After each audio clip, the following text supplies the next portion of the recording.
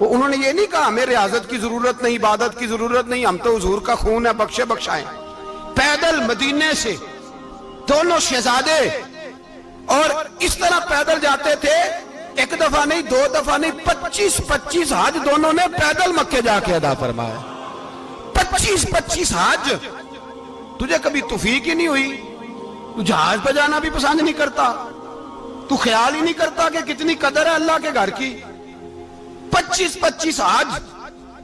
اور سخاوت کا یہ حال تھا، سخاوت کا، کہ امام زین العابدین فرماتے 1,00,000 دینار سویرے آیا۔ کتنا؟ سمجھ لیں اربوں خربوں روپے آج کے حساب سے، 1,00,000 دینار۔ اور فرماتے ہیں فاطمہ کے لال دروازے پہ بیٹھ گئے پیسے لے کے، اور لوگوں کو بلا بلا کے نظر دی، فرمایا تھوڑے سے لے جاؤ، تھوڑے سے لے جاؤ، تھوڑے سے لے جاؤ، تھوڑے سے۔ فرماتے ہیں زور تک امام حسین نے لاکھوں بانٹ دیے۔ اٹھ کے اندر آئے تو میں نے کہا ابا جی کو 1 دینار بچا لیتے، آپ جب بازو اٹھاتے ہیں تو آپ کے کرتے پہ 17 پابند لگے ہوئے ہیں، ایک کرتا ہی نیا لے لیتے۔ تو فرماتے ہیں میری طرف دیکھ کے کہنے لگے بیٹے یہ نہیں کہا کہ میں لے لیتا کرتا، لفظوں پہ غور کرنا۔ فرمانے لگے بیٹے اگر تو پہلے بتاتا تو پھر میں سوچتا، پہلے بتاتا تو پھر بھی میں یہ نہیں کہا رکھ لیتا، پھر بھی میں سوچتا رکھنا ہے کہ نہیں۔ امام حسین نے سخاوت کی، عبادت کی، ریاضت کی، قرآن پڑھا، تلاوت کی، درگزر کیا، پیار کیا۔ امام حسن کی بات ہے، ایک لونڈی آئی، ہمارے ہاں تو شہزادوں کا اللہ ہی حافظ ہے نا، شہزادے وہ کسی کے بھی ہوں، یہ جو ہمارے سیاستدانوں کی شہزادے ہیں یہ ہم نے خراب کیے ہوئے ان کی گاڑیوں کے پیچھے بھاگ کے، اس لیے تباہ ہو گئے۔ پیروں کے شہزادے یہ خراب ہو گئے سارے، اس لیے کہ پیچھے بڑا بھاگتے ہیں۔ امام حسن کے پاس ایک لونڈی تھی، وہ دودھ لے کے آئی، دودھ گرم تھا، آپ کے اوپر گر گیا، اور وہ تھی بھی اسی طرح کی، اکثر کام بے دھیانی میں کرتی تھی، کنیز تھی گھر، دودھ گرا تو وہ کانپنے لگی کہ میں نے کئی غلطیاں کی، اب تو بہت سخت غلطی ہے، گرم دودھ امام پہ پڑ گیا۔ تو امام صاحب نے تلاوت شروع کر دی، امام حسن نے والکاظمین الغیظ والعافین عن الناس واللہ یحب المحسنین۔ فرمایا جو غصہ پی جائیں اور لوگوں کو معافی دے، ان سے تو اللہ محبت فرماتا ہے، ان سے تو اللہ پیار کرتا ہے۔ امام صاحب نے اس لونڈی کو فرمایا جا تو اللہ کی رضا کے لیے آزاد ہے، جا تو آزاد ہے، اب تو لونڈی نہیں۔ اتنا بڑا اخلاق تھا کہ جو دیکھیں نا، میرے استاد گرامی ایک دفعہ میرے گھر آئے، حضرت محدث باولپوری، باولپور سے، 3000 کتاب کے مصنف، بہت بڑے عالم، میرا چھوٹا بھائی بوتل پلانے لگا، تو بوتل دی تو کپڑوں پہ ڈال دی، استاد صاحب کا سارا جبہ بھر گیا۔ کہنے لگے جزاک اللہ، بارک اللہ، اللہ مزید فزید، اللہ علم دے، فضل دے۔ تو میں نے کان میں کہا، میں کہ استاد جی انیاں دعاواں دینیاں سنتے میں آپ روڑ چھڑتا، اس نے کیوں یہ کیا ہے؟ اتنی دعائیں دینی تھی تو میں ڈال دیتا آپ کے کپڑوں پہ پانی شربت، آپ نے اتنی دعائیں دے دی۔ بزرگ جلال کا مزاج نہیں، وہ شہزادے ہوتے ہیں جن کی طبیعت پہ ناگوار گزرتا ہے کہ یہ کیسے ہوگا۔ یوں امام حسین، امام حسن نے کسی جگہ بھی شہزادے بن کے وقت نہیں گزارا، اور میرے نبی پاک نے بھی انہیں شہزادے نہیں بنایا۔ ہم سب کے بچے شہزادے ہیں، جتنے بھی ہم ہیں نا۔ میرا بچہ جی منہ سے بات نکالتا ہے تو میں پوری کر دیتا ہوں، پھر بھی نافرمان ہے۔ میں نے کہا اسی لیے نافرمان ہے، اگر آدھی پوری کرتے اور آدھی نہ کرتے تو اسے پتا ہوتا کہ کہیں صبر بھی کرنا ہے۔ ہمارا بچہ روٹی نہ پکے تو گھر میں ٹی وی بھی توڑ دیتا ہے، اس کی اماں کھانا ٹائم پہ نہ پکائے تو برتن توڑتا ہے۔ کیوں؟ ہم نے اس کی عادتیں خراب کی ہیں۔ لیکن میرے رسول پاک صلی اللہ علیہ وسلم نے جھولی اٹھا کے دعا مانگی، اے اللہ، گویا حضور کہہ رہے تھے انہوں نے کر کو کربلا میں بھی جانا ہے، فرمایا یا اللہ انہیں 3 وقت روٹی نہ دینا، 1 وقت روٹی دینا، 3 وقت نہیں، 1 وقت کی روٹی دے، 1 وقت کا کھانا دے۔ اور نبی پاک نے ٹریننگ گھر کے اندر کرائی تھی، اندر حضرت فاطمہ نے ٹریننگ کرائی تھی۔ لوگ کہتے ہیں 3 دن امام حسین پیاسے رہے، بھوکے رہے، تو میں نے کہا ٹریننگ تھی ان کی اماں کی۔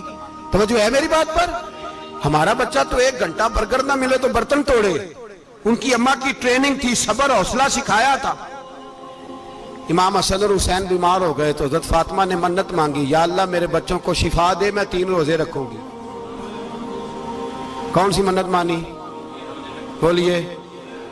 ہم صرف دیکھ کی منت ہی مانتے ہیں، میں دیکھ پکاواں گا۔ ایک آدمی مجھے کہنے لگا میں نے منت مانی تھی کہ میں بکرا دوں گا اللہ کے رستے میں، اگر میرا کام ہو جائے تو کام ہو گیا، بکرے کے پیسے کوئی نہیں۔ تو میں کہا تینوں پہلا نہیں تھی پتا میرے کو کوئی نہیں. کہتا اب کیا کروں؟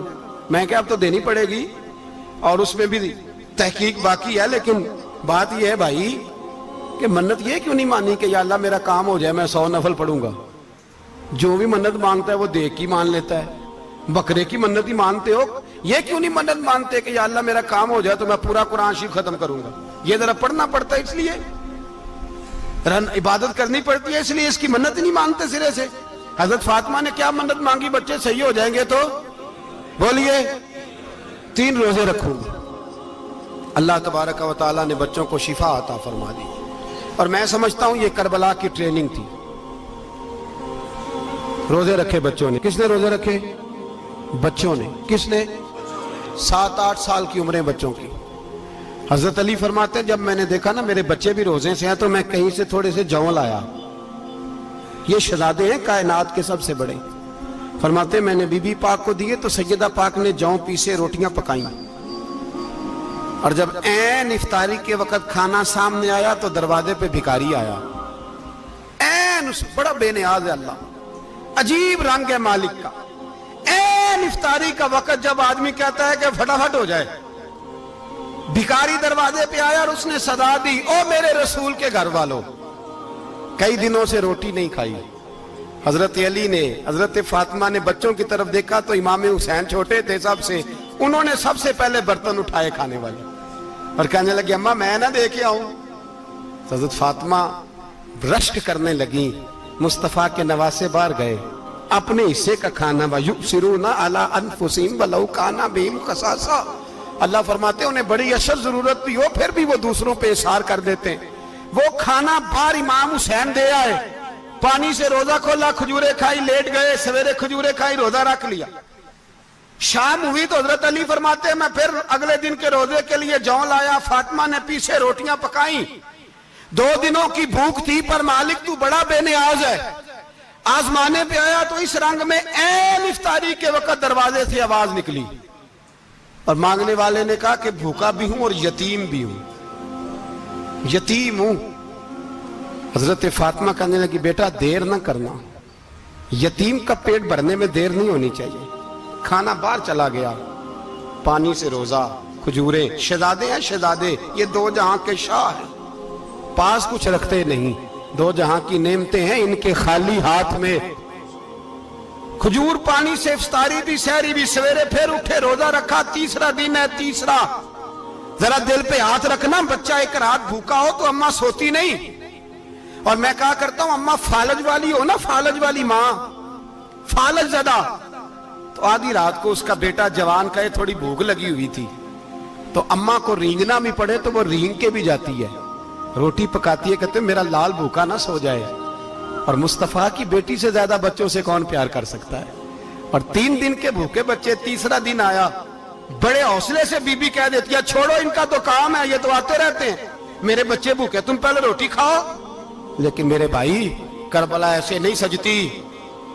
یہ جو برگر کھا کے ناراض ہونے والے بچے ہوتے ہیں یہ میدانوں میں نہیں نکل پاتے, ان کے لیے مشکل ہوتا ہے.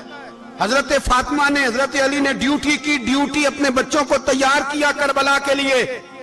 3رے دن جب رکھا صاحب نے کھانا تو باہر سے بولنے والا بولا کہا میں مسکین ہوں, لاچار ہوں, گھر بھی کوئی نہیں, کھانا بھی کوئی نہیں. امام حسین پھر اٹھے, 3رے دن کا بھی کھانا دے دیا. حضرت علی فرماتے میں بچے پکڑ کے مسجد لے کے گیا, کہیں بھوک سے میرے لال گر نہ جائیں. کہتے ہیں ہامتے کامتے 3 شہزادے مسجد میں داخل جو ہوئے تو بس ہماری قیمت پڑ گئی, مول پڑ گیا ہمارا. کہتے ہیں مسجد میں قدم رکھا تو ایسے لگا جیسے نبی پاک ہمارا انتظار کر رہے ہیں. فرماتے ہیں 3رے دن کی مغرب پڑھنے گئے تو حضور نے 3 باپ بیٹوں کو چہرے دیکھے. فرمایا علی یہ جبریل کھڑے ہیں اور فرما رہے ہیں تیرے 3 دن کا عمل خدا کو بھی بڑا پسند آیا ہے, محمد مصطفیٰ کو بھی بڑا پسند آیا ہے, بڑا پسند آیا ہے 3 دن کا عمل. میرے بھائی ٹریننگ کرائی, ٹریننگ. ہمارے ہاں تو حال بڑا سخت ہے. اور دین کا معاملہ, چوری آتے ہیں بچے گھروں سے چوری نمازیں پڑھنے, داڑھی رکھ لے تو سب سے پہلے مسئلہ اماں کو بنتا ہے, سب سے پہلا. انہوں نے ٹریننگ کی, دین کے لیے تیار کیا, ہمتیں بدائی.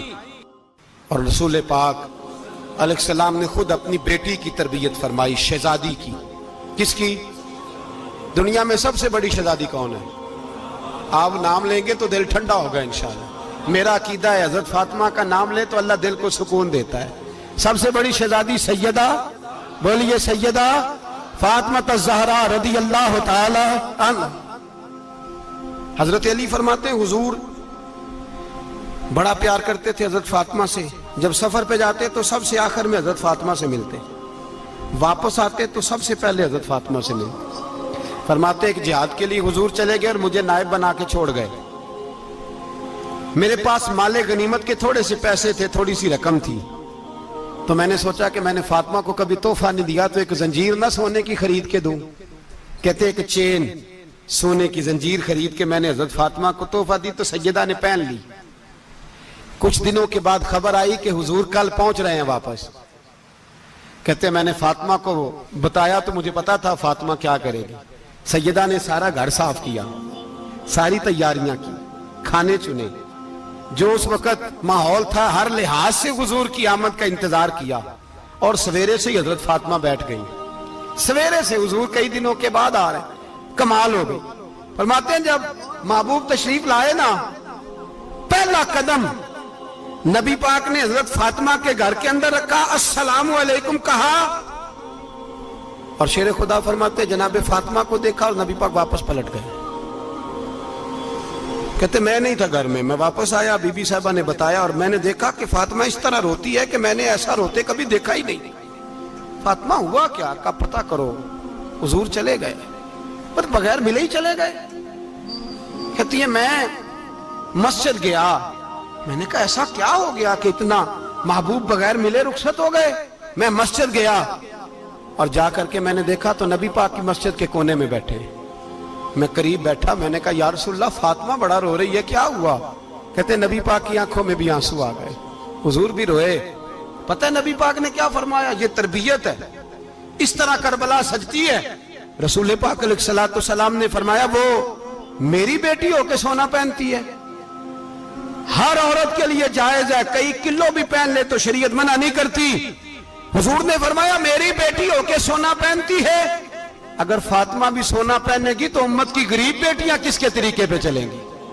غریب بیٹیاں کس کے طریقے؟ جو باپ مجبور ہو کے 12 بندوں کے ساتھ بیٹی کو رخصت کرے گا وہ کہہ تو سکے گا نا میں اس طرح شادی کر رہا ہوں جس طرح مصطفیٰ نے فاطمہ کی تھی، وہ کہہ تو سکے گا نا، لیکن اگر یہ بھی سونے پہنے گی تو پھر نقشے قدم کیسے متعین ہوں گے؟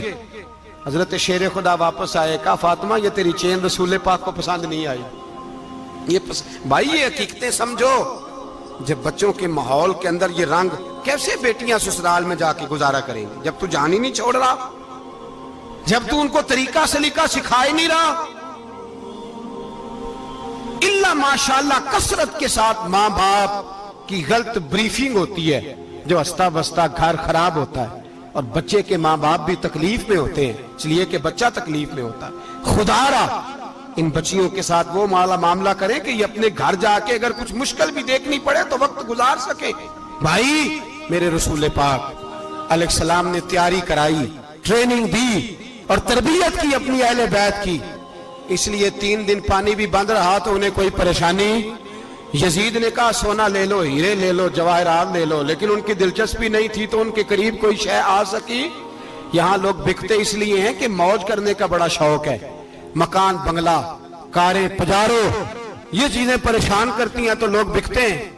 مضمون کو سمیٹنا ہے، میں 3-4 موضوع آج بیان کرنا چاہتا تھا لیکن باتیں بس پھسل کے دائیں بائیں نکل جاتی ہیں۔ جو بدر کی جنگ تھی نا وہ کفر اسلام کی جنگ تھی، احد کی جنگ بول کے بتائیں، خیبر کی، خندق، کربلا نہیں، حق و باطل کی، کون سی بولیں؟ نہیں، ایک دفعہ سارے بولے آپ کو ثواب ہوگا، کیونکہ امام حسین کو آپ حق پہ کہیں گے تو اللہ آپ کو اجر دے گا۔ کون سی جنگ تھی؟ ہمارے حکمران پتہ کیا کہتے ہیں مولوی ہر وقت ہمارے پیچھے پڑے رہتے ہیں، ہم نہیں مسلمان، ہم نہیں نماز پڑھتے، تمہیں تو سورۃ اخلاص نہیں آتی، یزید تو جمعہ پڑھایا کرتا تھا، تو جمعے کو خطبہ دیتا تھا. اور عجیب لفظ لکھے ہیں بعض تاریخ لکھنے والوں نے کہ جمعے کا دن تھا تو امام حسین 10 محرم نا جمعے والے دن تھی, تو امام حسین کربلا میں باہر نکلے تو آپ نے فرمایا اتمام حجت کر دوں, کوئی یہ نہ سمجھے کہ مجھے تو پتہ ہی نہیں چلا غلطی سے تیر لگ گیا امام حسین کو. آپ نے فرمایا مجھے بتاؤ تو صحیح مجھے کیوں شہید کر رہے ہو؟ کوئی نہ بتا سکا. تو امام حسین نے فرمایا مجھے کیا ضرورت تھی مدینہ چھوڑ کے مسجد نبوی چھوڑ کے آتا, میں تو اس لیے آیا ہوں کہ جس کو تم نے حکمران بنایا وہ شرابی ہے. کون ہے وہ؟ رنڈیوں کا ناچ دیکھتا ہے, مجرے دیکھتا ہے, مجرے. وہ اللہ کے حلال کو حرام اور حرام کو حلال کہتا ہے, لہذا مسلمانوں کا حکمران بننے کے قابل ہے یہ امام. اور یہ میں آپ کو ایک نہیں, میں 20 تاریخوں میں دکھاؤں گا کہ یہی خطبہ امام حسین کا کہ تم نے اللہ کے حلال کو حرام, حرام کو حلال کہا, شراب, زنا, جوا, بدکاری عام کر دی, لہذا یزید مسلمانوں کا حکمران بننے کا اہل. امام حسین خطبہ دے رہے ہیں تو یزید کی فوج سے نا لشکر آوازیں دینے لگا. کیا بلا؟ کہنے لگے حسین جلدی کرو, یا بیعت کرو یا جنگ کرو, دیر نہ کرو, ہمارا جمعہ لیٹ ہو رہا ہے. بلے ہو نمازیو, ہمارا جمعہ لیٹ ہو رہا ہے. جمعہ حسین کو شہید کریں گے, گردن کاٹیں گے, پھر جمعہ پڑھیں گے, نماز پڑھیں گے اور نماز میں کہیں گے اللہم صلی علی محمد وعلی. یہ نمازی ہیں. اہل بیت کی گردن پہ چھری چلائیں گے, پھر نماز پڑھیں گے اور کہیں گے اللہم صلی علی محمد وعلی. بلے ہو نمازیو. علامہ ہزاروی کہا کرتے تھے بلے ہو نمازیو. کیسے نمازیو کہ اہل بیت کی گردن پہ چھری اور ساتھ ہی اللہم صلی علی محمد وعلی. یہ کیسے نمازیو؟ یہ آج پوری دنیا کا حکمران اللہ ماشاءاللہ اسی طرح کا نمازی ہے. وہ کہتا میری فوٹو دیکھی نہیں, میں نے عید پڑھی ہے مسجد میں, دیکھا نہیں فوٹو لگی ہوئی تھی, میں نے بھی عید پڑھی ہے, جمعہ پڑھا نہیں میں نے. میرا بھی ابا فوت ہو جائے تو جنازہ پڑھتا ہوں, مولوی مجھے مسلمان کیوں نہیں مانتا؟ میں نے کہا یزید کو کیوں نہیں امام حسین نے مسلمان مانا؟ وہ تو دمشق کی جامع مسجد کا خطیب تھا. امام حسین نے سبق دیا ہے, سبق کہ زانی شرابی کو حکمران بنایا جا سکتا. پر میں کیا کروں, کلیجہ پھٹتا ہے, روح کانپتی ہے, دل تڑپتا ہے. مجھے ایسے لگتا ہے کہ جب میری ملت کا جوان اپنے موبائل پہ مجرا دیکھتا ہے نا, گندا مجرا, تو مجھے لگتا ہے 6 مہینے کا حضرت علی اصغر کا مزار کانپنے لگتا ہے کہ یا اللہ جس کام کے خلاف میں نے 6 مہینے کی جان قربان کی, میرے ماننے والے وہ کام کر رہے ہیں, میرے ماننے والے. اور جب مہندی کی رسم پہ شراب کی بوتلیں چلتی ہیں اور حاجی صاحب کہتے ہیں مجھے نہیں پتا منڈے کنڈے کیا کر رہے تھے, تو مجھے لگتا ہے حضرت عباس کے کٹے ہوئے بازوؤں میں پھر سے درد شروع ہو جاتا ہے. اور وہ کہتے ہیں میں نے جس کام کے خلاف بازو کٹوا دیے, میرے ماننے والے وہ کام کر رہے ہیں. اور جب بدکاروں بے حیاؤں کے نعرے لگاتی ہے قوم, تو پھر جنگل سے صدا آتی ہے امام حسین کی. پھر حسین کہتے ہیں کہ نہیں, ابھی کربلا ختم تو نہیں ہوئی, حسین ابھی کربلا میں, حسین ابھی بھی. جب اور یہ میں سب کی بات کر رہا ہوں, پاکستانیوں کی نہیں, صرف سارے حکمران, بہت سارے جو اسلام کا دعویٰ کرتے ہیں, وہ جب جہاز سے اتر کے دوسرے ملک میں جاتے ہیں تو جبے کے نیچے سے پینٹیں نکال لیتے ہیں. انہوں نے بھی مذہب کو رنگ دار بنا لیا ہے, کبھی رنگ اور ہوتا ہے کبھی اور ہوتا ہے. خدا را امام حسین کو تڑپاؤ نہ, خدا را شرابیوں کو ووٹ دے کے, ظالموں کو ووٹ دے کے. اور یہ سارے ہی ایسے, میں کسی ایک کی بس, سارے ہی ایسے. یزید نے بھی کتا رکھا ہوا تھا, اس کے بھی سانس ہویا کرتا, آپ کے بھی کئی سیاستدانوں نے پالے ہوئے. یہ سارے تماشے کرنے والے, جانوروں کی لڑائی دیکھنا بھی حرام اور کرانا بھی, یہ سارے ایک ہی رستے میں. یہ سارے ایاک نعبد و ایاک نستعین کوئی ایک آیت پڑھ لیتا ہے, اس کے بعد ڈھول بجانے, عورتوں کے ناچ کرانے شروع کر دیتا ہے. یہ ایاک نعبد و ایاک نستعین کا ترجمہ ہے, تماشا بنایا ہوا ہے. اور وہ جن کا بڑا دعویٰ ہے کہ ہم نے بڑی مسجدیں بنائی ہیں, اتنی رسوائی کے بعد بھی انہیں شرم نہیں آئی کہ کتنے رسوا ہو گئے. ابھی خیال کریں, ہمارے ملک میں تو ایسے ٹاؤن بنے ہوئے ہیں جنہوں نے سب سے بڑی مسجد بھی لاہور میں بنا دی, اور کچھ دنوں کے بعد انہوں نے کہا جشن بہاراں بھی مناؤ، پتنگ بازی بھی کرو، سارے کام ہی کرو، راضی رہے رحمان بھی، خوش رہے شیطان بھی۔ معاذ اللہ، امام حسین نے اس سوچ کے خلاف جہاد کیا ہے، فرمایا نا لا الہ الا، دوسرے کی گنجائش ہے نا نا نا نا، شرابی کی گنجائش ہے، اس لیے کہ لا الہ الا، مسجد ہوگی تو پھر کلب نہیں ہوگا، لا الہ الا اللہ، اگر اللہ کا نام ہوگا تو پھر بدکار بے حیا کی گنجائش ہے، اس لیے کہ لا الہ الا وحدہ لا شریک، دین میں کسی گند کی گنجائش ہے ہی نہیں۔ یہ فکر ہے امام حسین، یہ سوچ ہے۔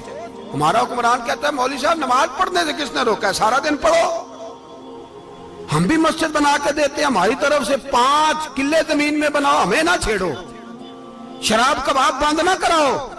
آپ دیکھ لیں دبئی کے اندر کیا ہو رہا ہے، شیخ زید اسلامک سینٹر بنا، اتنی بڑی مسجد دیکھنے کو دل کرتا ہے، لیکن چند کلومیٹر پہ کلب بھی بنا ہوا ہے، سارے تماشے۔